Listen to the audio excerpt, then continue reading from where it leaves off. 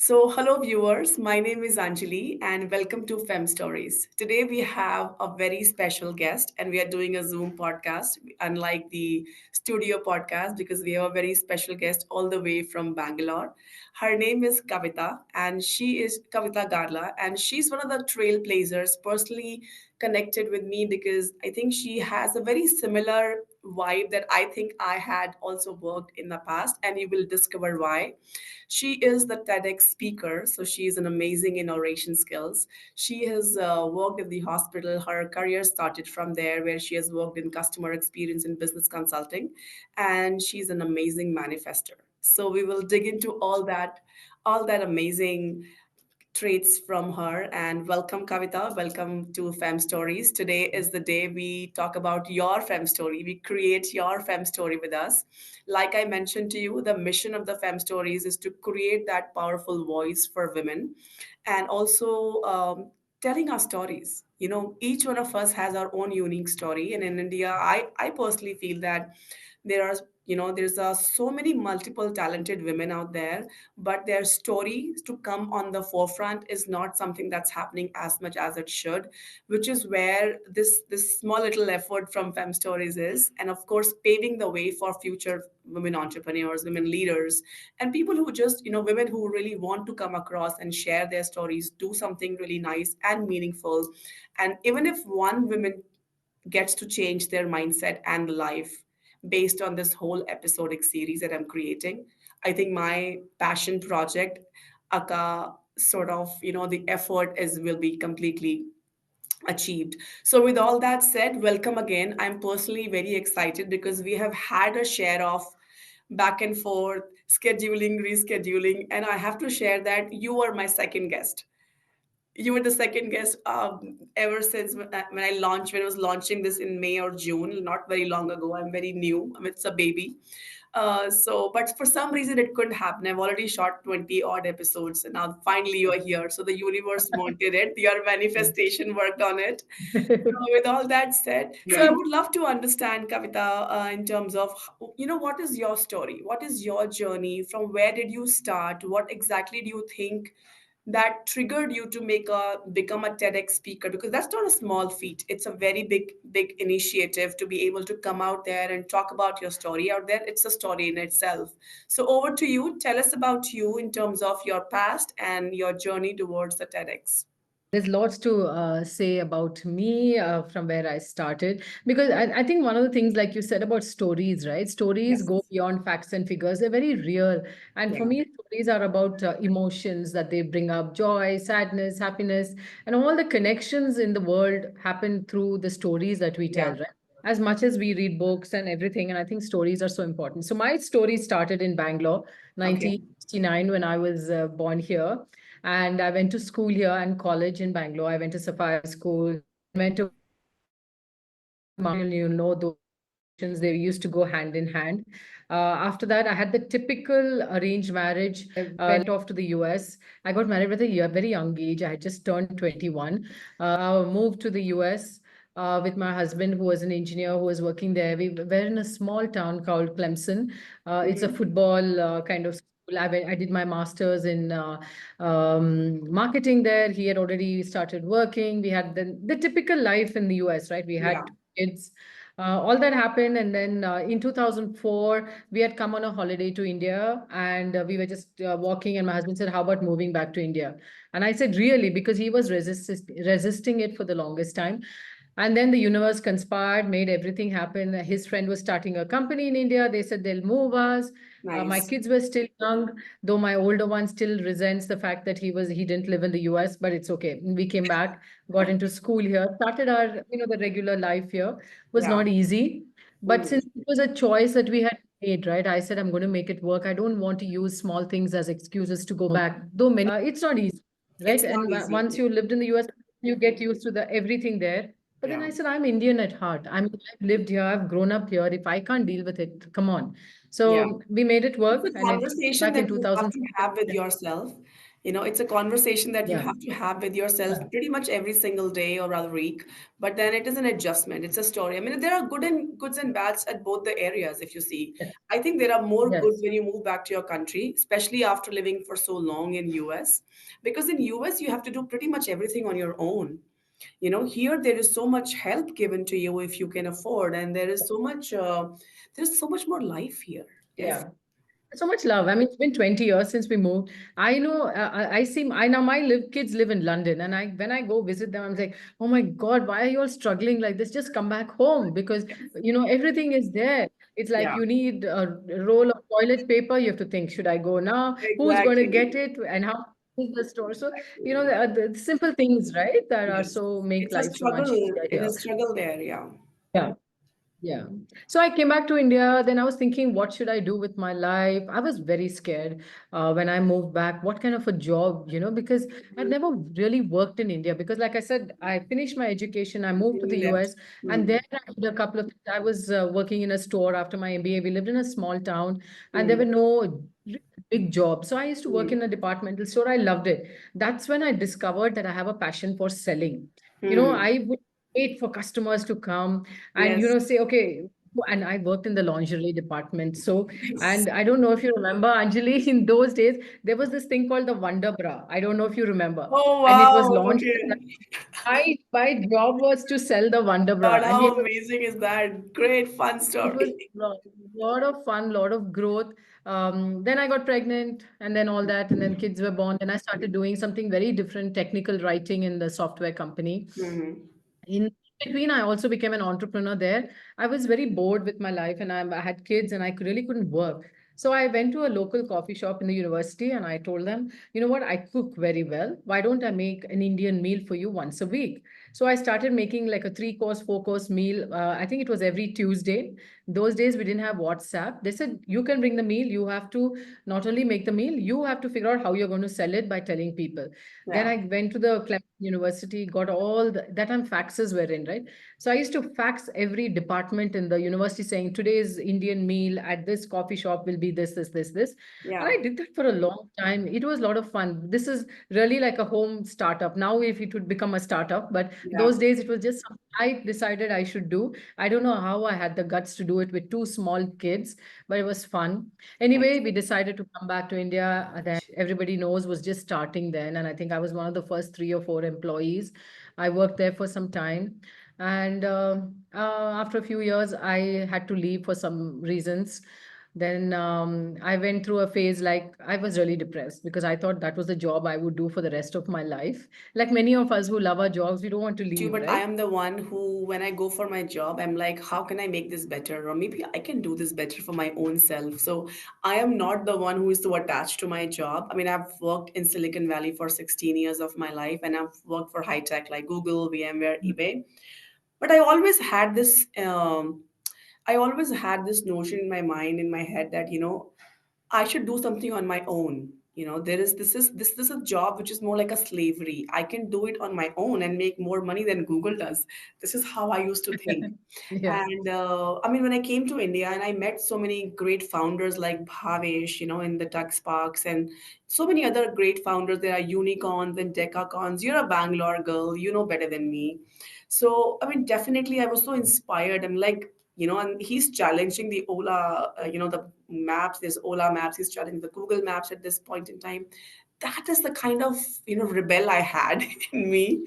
So just to let you know, I mean, it's not a interview again. It is more of a conversation Yeah, podcast, very absolutely. candid. So I'm sharing my experience in terms of the job that it was always in my head. Initially, I used to be like, this is great, US, amazing job. But slowly and gradually, I'm like, I'm just working for somebody else. And, it's just less slavery in from 9 to 5, even though it's completely comforted and all that. But there's always this called a kida, right? In India, Mhm. there's always bug in your head, which is always constantly telling you a story in your head that you can do this better, you can do it better. I was, I think, the opposite because I never even thought of doing things on my own till I Okay, went through my transformation. Then I started working with my coach and mentor. His name is Ian Faria. He literally, transformed my life. You can hear my TEDx talk for what all I did. I Uh, did.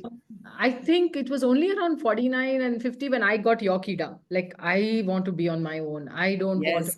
boss. And I like what, and my, it was like my kids were like, you're 50 and you're still having a boss. You need to do something on your own. And then COVID came.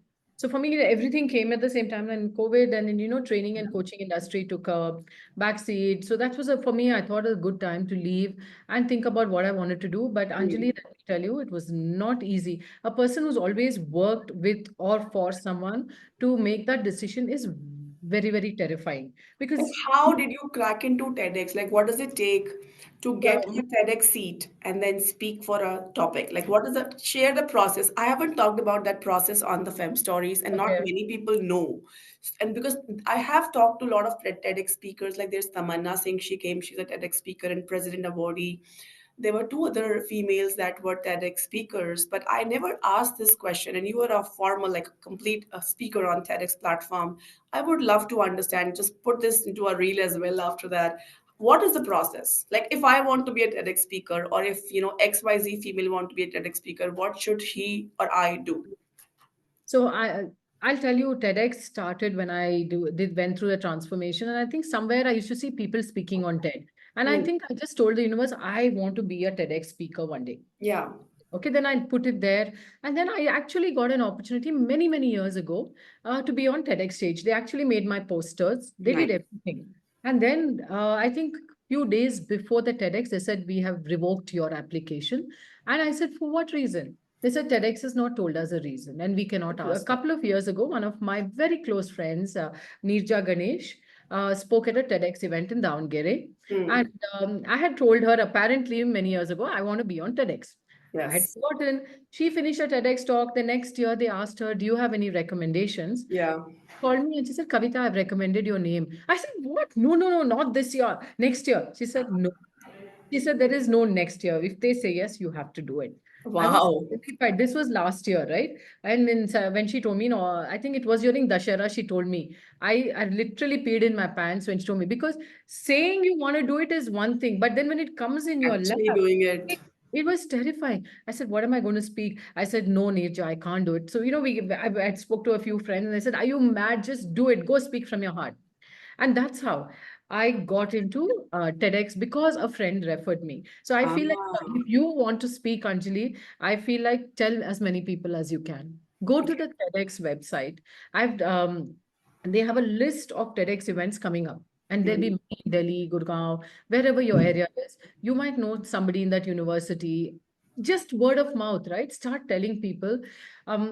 So I went and did the TEDx December. So I how to get to a TEDx speaker? Just talk to your friends, apply yeah, for TEDx yeah. events, and So get as much as eyeballs so that they refer you. So basically, the yeah, point of entry is a reference from a friend or a one direct. of the points of reference. Correct. And if you know somebody there and you want to say, okay, you know what, I want to apply for this event, Yeah. usually have a theme and they look at your application, they look at your profile and everything, and they Hmm. get to you. Got So it. for me, since I did the TEDx, I wanted to give back. If Nirja gave me an opportunity, I need to give back.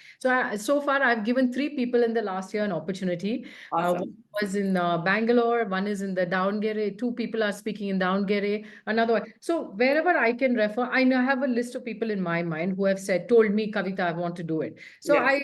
as soon as I know somebody organizing it, I send it to them. Yeah, And but pretty much also referring is one thing, but also it has to be meaningful. yes. It So has to create an impact. It is yeah, not just about talking or being very good in no, speaking and being yeah, very contextual. I yeah, feel most of the TEDx videos that has been impactful in my life were very crisp and the derivative of their personal experience yes, and also something that created a lasting impact. I think those are yes, the ones that I still remember, and that's why that's the brand that resonates most with me. While yes. I do have very, earth-shattering stories with me, lying with me, but will that create an impact to somebody? I don't really know. I mean, I might be a great speaker and I might be great in, setting up the stage and context, but that's not enough for being a TEDx speaker. Even if you want to be a TEDx speaker, you might get the good references, but then make sure you have a right story because it's all about the story at the end of the day. Yes, and look at it from the audience's point of view, right? That's so Yes. important because the whole world is True. watching. It's not Yes. you're doing Boom. it in a college. It's So a for me, global I knew reach. I was in Davangere. It's a very small college, but Where my is Davangere? Davangere is a small town in Karnataka. Okay, Okay. it's a very small town, but I Hmm.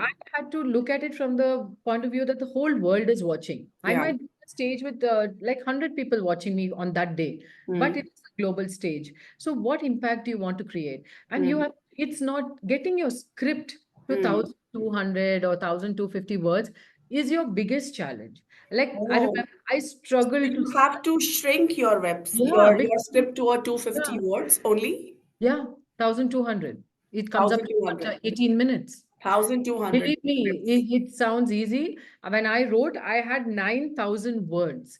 So I wrote many versions. I asked people for help. You had 9,000 words, but Yes, TEDx asked you to shrink it down to yeah, I 1020. cried. I had breakdowns. Should I Yeah, talk about it? What will my kids think? Will my husband be, because it was my story. And I was mentioning things that probably he didn't know. And so a lot of things go. It is yeah, right, it has to be relevant. It has to yeah, leave a little bit of you with them that they'll say, okay, you know what? That story has inspired me. yeah, So it took a little while for me to, do that, Anjali, and then to practice, right? Every day in front of the mirror. I don't know how many practices. You can't have your script there, right?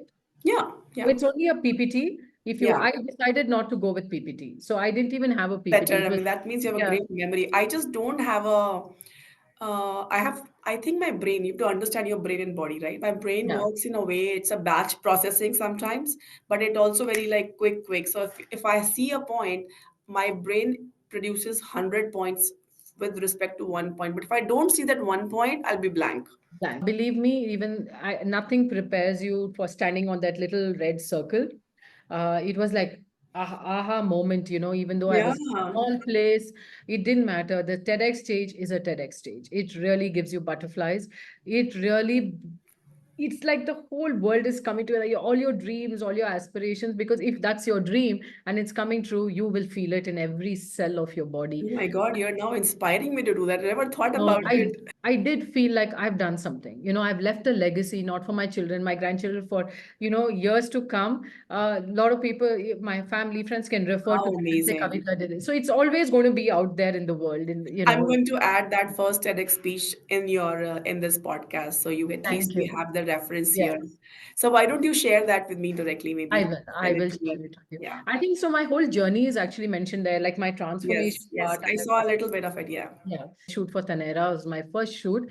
And that time Tanera had come out with real life models and they were all different sizes and colors and hairstyles. I said, How if cute is that? yeah, Yes. I said if they can be on it, I can be on it. Yes. And again, it is manifested because I put it in my diary. I still have that where I actually drew it out in a, like thing saying that I'm on the Tanera board and So you yeah, mentioned, Kavita, that you're a great manifester. You also, and I'll talk about the question in terms of what are the coaches, resources, programs you have actually learned over this journey of yours. So talk about in terms of the manifestation. You've already spoken about the manifestation, and there is a plethora. There's a whole. I feel the world out there, the whole microcosm that talks about manifestation. So, what is manifestation to you? How did you do you practice it? How did you learn about it? Just tell us about it in short. So when I started this transformation journey, I worked with a coach called Ian Faria. Though Hmm. he never used the word manifestation, we should, law of attraction was big, right? And Yeah. we all read that book that came out, and for me, one book which really started me on this journey is The Power of the Subconscious Mind. Yes. I don't know. So, and then there is another book called Visualization, something by Shakti Gavan, and he talks about visualization. So Hmm. these books had already got me started on this journey in my 40s, but I Hmm. never manifestation. But when something happened, I said, "Oh yeah, I had thought about it." During COVID, there's this group that got formed called She Mantra. You would Hmm. have heard me mention it in my post. It started by Shilpa Ajwani. It was just mainly started to support coaches and trainers who were losing their jobs because of COVID. Oh, Uh, okay. so it started as a small community. Today we have 500 plus women across the globe. We are Okay. healers, we have trainers, we have coaches, we have entrepreneurs, everybody. And I've seen things like miracles happen, not just me, everybody who's part of that journey. And I think one of the basic things is setting out an intention, affirmations, visualization, feeling what you want, right? That's So so then, important. how do you like in terms of the manifestation exercise? give me a give me a day or practice, like in terms of in the morning, when you get up, and then that's when you visualize or you write down. Okay. What is the exact process? I have my book right here. Okay. And I journal a lot. And I've written today's story also. I've already written how this whole event is going to go, right? So I do something called scripting in my own way. It's not the traditional Abraham Hicks way. Every morning, it's become a habit now to journal. I get up and I do my gratitude list for everything that happened the previous day. And then I start scripting, especially if things are happening on that day, which are very important. Like today, for me, the podcast is important. How do I want the podcast to do? How do I want to feel at the end of the podcast? And what should Anjali feel after she speaks to me? Should I be impacting her life? Should she be say, I'm delighted that I met Kavitha and, we had this great conversation. I actually script out everything, Anjali. And Amazing. So what did you write about today's podcast? Cut no, to one. no, for me, what it was is like I felt like, you are talking about so many stories, right? And I felt somewhere that my story should first of all impact you in a way that you feel like, Hmm. okay, this is the right person I picked because you picked me, you found me, and I feel like that itself I'm so grateful for. First I always say, great, I'm so grateful for this opportunity to speak to Anjali today. We've gone through ups and downs in the last few months, and we're finally doing it. And Yes. I really wanted to create an impact for you, where Okay. you should say, you know what, my viewers are loving this story and they want to hear more. So I want your podcast to go to a higher level because of this conversation. That's what I've written honestly, because I would really Awesome. wanted to. Thank you so And much. because This is I feel like amazing. if you're giving me time, I'm giving you time, something bigger than Yeah. both of us should happen. Yeah. That's the Very way I amazing, look at it. very powerful, and very positive. Thank you. But Yes. the moment we say, like if you say I'm stuck, you're going to be stuck forever Oh, because the wow. universe is not going to get you unstuck. Say, I want to be free instead. Okay. It is a journey, Anjali. I have gone through this with my health in the last 1 month. I've also fallen back. I've also been like, why me? Why this is happening? This shouldn't. Yes. I think, of course, having a coach always helps, but this is a beautiful journey. If all of us realize the power of our words, our thoughts, our words, all our lives will be so much at a higher level. And Yeah, I I keep think telling the my power children of also. words is very important that I personally need to learn, because I think in manifestation, we subconsciously and by mistake or maybe unconsciously also we say something which we don't want. And like you mentioned, Yeah, that do not or don't is not considered in terms of your manifestations. Maybe we are manifesting something which we don't want. And always by hmm. it's I'm so thinking important. deeply And what exactly we should say for this month. Let's just say it's a festive month. There's a travel yeah. coming up. There are events coming up. There are birthdays coming up. There's lots of fun stuff is coming up. This is how you just So how do you want to feel? How do you want to feel is the first question I would ask okay. Anjali at the end of this month. So if you see my Instagram, I at the beginning of the month I put a photo and I talk about how the month is going to be, Hmm. and it's so amazing. In September, I had written that welcome September. It's going to be this stupendous month, and though a lot of things have happened in September which were not the very best, it has been an amazing month. Out of the blue, somebody called me and said, "Do you want to do this ad?" I said, really? Awesome. So I'm already learning too many things from you, Kavita. I learned in terms of how to get to and approach TEDx team. I'm already knowing the process to be a speaker in TEDx. I'm also learning how to manifest in a correct fashion, because I think I might be manifesting, but maybe not in the right way. And there are so many women out there, not just women, but anybody who's listening to this Anybody? video is not manifesting in a right fashion. There is an amazing conversation in terms of learning in terms of how to manifest for your future. So let's digress a topic a little bit and just get a little deeper in terms of your overall transformation. So when you moved from US to India, tell me two things, or tell me two or three things that you struggled with the most, and two things that you really thought that this is something that you valued in US more than in India. And this is an offhand question, Kavita. I'm just giving you this thing, Yeah. I'm thinking, what did I and struggle you with? can take your time. I mean, I just asked question No, on the no, back. that's okay. It's Yeah, lovely to when you get questions like this and yeah, makes you think on your feet, right? The true. first picture that came to me with what I struggled when I moved back was, I think my kids, especially my older one was at that second grade stage. and getting them into school, getting them adjusted to school, I think was a struggle for me. And Hmm. especially when my older one started, they didn't have French as a second language. And Hmm. he struggled with his Hindi and Kannada. And I cannot say that I've had any bigger struggles because I had fantastic family with me. We Hmm. stayed with my in-laws, my brother-in-law helped, my sister helped, my father. Yeah, everybody took care of everything for us. And I found this beautiful house Amazing. to rent, which was right in front of my father's friend's house. And they had just moved back from the US. We had moved back. So it was beautiful, you know. And I think one of the nicest things that when we came back is the kids in the neighborhood. Kids started playing cricket. You know, that community feeling came in immediately. And I think Nice. the best part, I feel India has so many opportunities to Yeah. explore, to grow. And I think we're not limited here. It's your own Yeah. country. And so I think for me, moving back for my husband and me was the best decision we made. I think we just fit right in because, especially since we had made up our mind, we are not going back. So we made everything work, the red tape to all the problems with water, the pollution, nothing bothered me because I had made up my mind, this is it for me. Hmm. I think that's something that when people are making a change or going through some transformation, which is huge, right? First, make up your mind that whatever happens, you're going to stick through it. But yeah, and I think also, you know, as soon as I got married, I moved to the US, and then I suddenly have this huge family. You have your in-laws, your co-sister. So you have to understand that when you come back, there's going to be lots more family dynamics and the Yeah. family dynamics part, right? Because they found it very hard because they felt everybody was interfering in their life. While I thought of it as help, and I'm like, I'm so grateful there are so many people taking care of us. I think accepting that, you know, this is what Yeah. we did, I think made a huge difference. Difference. Kids struggled a little bit, but still, I think they've turned out fine young men. They both are working in London now, so it all worked out. That is amazing. Great. And what did you think that two did not work out? Hmm.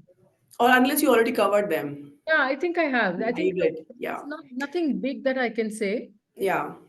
Which I is think great. So overall, it was a great decision to come back. yes, our best decision of our Best life. decision. Awesome. Yes, Amazing. So no I regret. think this will be a great lesson to share with most of people because there are so many, including myself, there are so many people in the limbo where they are moving from US or from any other country abroad, but they have homes there, they have lives there on the hangout when they are living in India.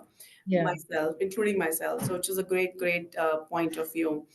Moving to another topic, talking about the entrepreneurship, right? In India, especially, what do you think the resources, the tools, the programs, or including the TEDx platform, you think has helped you most to reach the place that you are mentally, financially, emotionally? I think those tools. I'm just making the total, let's just say, infographic, or let's just say one of a database so that I can share with the viewers of Fem Stories, and I think it gives a quick credibility that yes, these tools have been very useful and instrumental in the transformation Oh. journey. So I consider myself a solopreneur, but I'm going to give you a tool, or I don't even know if we can call it a tool, but the biggest thing that has helped me in this journey is my extremely super positive, beautiful network.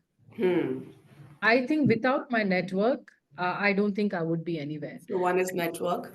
Yeah, I think that's the most important thing that people need, right? Yes, yes. Many times we talk about networking, we do networking sessions. Any Today, specific yes. program that you took or any event that you took that helped you get this network on, or you No, were I'll always tell you. into this? So I'll tell you one thing about networking. Most people think that you build a network when you need it. Hmm. That's Yeah, absolutely I wrong. don't agree with You- that. No, you can't build your network when you're in crisis and you need it the most. No, It's something that you cultivate when every everything single is day. going well. So, Yes. you know, by giving, you build that network. So there's no course. So I think even when I started my journey into training and coaching, it's such a beautiful, I feel that's one of the most beautiful professions there is, right? Because with training and coaching, you're always elevating people to go higher. Yes, you're Me, giving it. my Yeah. son came for a vacation in March end and he said, I've never seen you this miserable. And I said, yeah, I'm not happy. And he said, if a coachee came to you and said, can you help me out? What advice would you give them? I'll tell them to quit. And he said, you're not doing that. That same day I went, gave my resignation, and 3 months only I was there. There's one No, I most think it's people. networking always help. I mean, that is something which is a known fact, but Yeah. not everybody has a good network. It is Yeah. also a skill set. You don't believe. No, I think it's very easy to build. You can start right now. Figure out, take 10 people in your life who you can add value to. If you just make a list of 10 people, you'll realize you have 100 people you can add value to. Even giving a I connection, think like for everybody. that's how the strong network Yeah. gets built. Yeah. But you should be in the position to give. You should be in Yeah. a position to be able to give if you're able to receive. So that's a very important technique. Another question I had in terms of what is your advice to the aspiring women entrepreneurs or the leaders or the females, who really want to go out there, who have the great ideas, who have perhaps a good good courageous attitude as well, but maybe there is not enough funding, or there's not enough resources for them to get out and execute their ideas even if they have courage. What is your advice to them? See, I'm not an expert in this, but I'll tell you, if you think you have an idea that's going to solve a problem, and Hmm. if you truly, truly believe in it, get the word out there. I think, again, use your network. Go out there and speak Yeah. about it. You never know who's reading something on LinkedIn can say, I know somebody who can help you with funding. Hmm. I know I have connected so many people that way. So most of us, we shy away from talking about it, especially women, we feel it's showing off. Hmm. If we go around saying, I have this product and I know it's going to help, talk about it everywhere. Hmm.